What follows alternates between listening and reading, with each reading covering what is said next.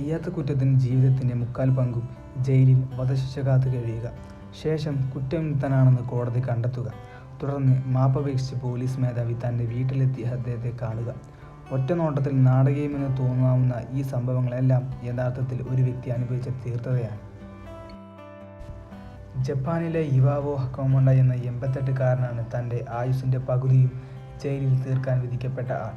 വധശിക്ഷയ്ക്ക് വിധിക്കപ്പെട്ട് ജപ്പാനിൽ ഏറ്റവും കൂടുതൽ കാലം ജയിൽവാസം അനുഭവിക്കേണ്ടി വന്ന വ്യക്തിയാണ് മുൻ ബോക്സർ കൂടിയായ ഇവാവോ.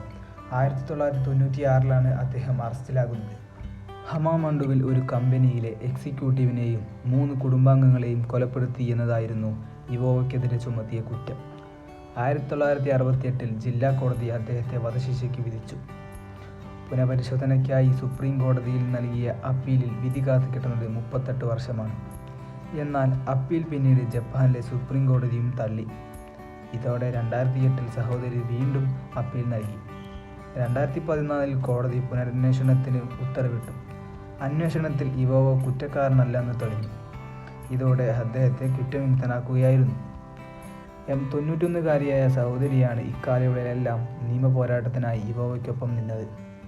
പോലീസും പ്രോസിക്യൂട്ടർമാരും തനിക്കെതിരെ തെളിവുകൾ കെട്ടിച്ചമക്കുകയായിരുന്നെന്നും മണിക്കൂറുകളോളം തന്നെ അതിക്രൂരമായി ചോദ്യം ചെയ്യലിൽ തനിക്ക് കുറ്റം സമ്മതിക്കേണ്ടി വന്നിരുന്നുവെന്നുമാണ് അദ്ദേഹം പറഞ്ഞത്.